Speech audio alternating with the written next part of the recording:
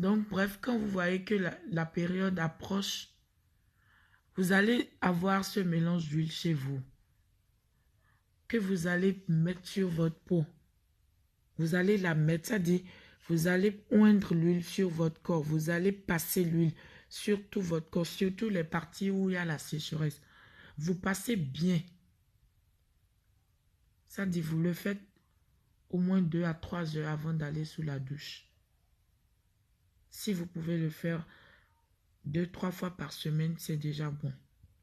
C'est-à-dire avant d'aller vous laver. Vous comptez, si vous pouvez choisir les samedis, dimanches, parce que c'est les jours où l'on est vraiment libre.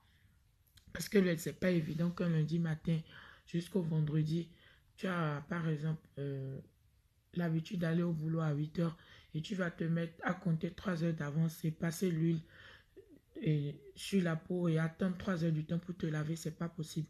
Donc moi, je vous suggérerais de choisir le samedi, dimanche. Donc tous les samedis, dimanches, au moment où vous voyez qu'il y a déjà la température froide, là, la sécheresse de la peau, ça devient pire que d'habitude. Donc, vous allez essayer de mélanger toutes ces huiles que je vous ai citées. L'huile de beurre de karité, l'huile de jojoba, l'huile d'avocat, l'huile de coco, l'huile de chanvre, l'huile de nigel et l'huile d'argousier. Vous mélangez le tout, que vous passez sur votre corps bien. Vous la passez sur votre peau bien, surtout les parties où il y a la peau sèche, vous souffrez de peau sèche là. Vous passez bien et vous massez bien. Vous laissez au moins pendant 2 à 3 heures. Et après, vous allez voir que ça agit sur la peau, ça dit, l'huile se remarque plus sur votre peau. Et là, maintenant, vous rentrez sur votre douche, vous allez prendre une bonne douche. Vous finissez votre douche, vous mettrez votre lait de corps habituel. Si c'est le lait de Baby White que vous choisissez, vous mettez votre lait de Baby White habituellement. Et pas d'eau chaude encore. Pour quelqu'un qui souffre d'une peau sèche, doit éviter hermétiquement de se laver avec de l'eau chaude.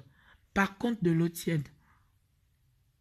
Par contre, vous pouvez vous laver avec de l'eau tiède, mais pas de l'eau chaude.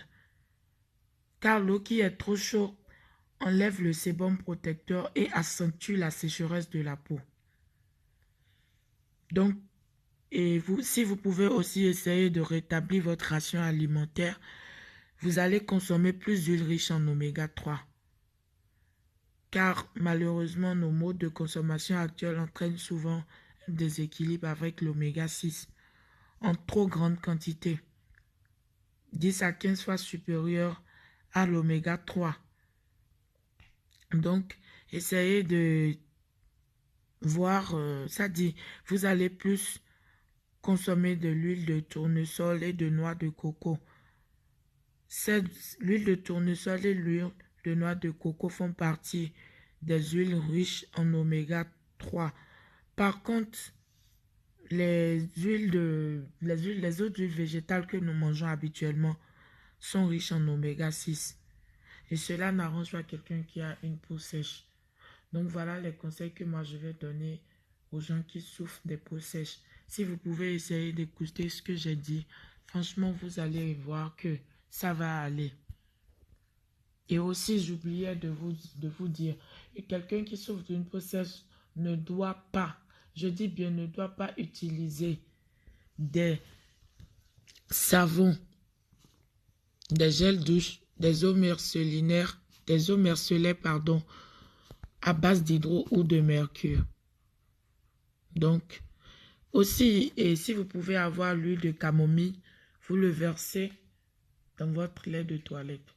Quel que soit le lait, elle peut être à Baby White ou n'importe.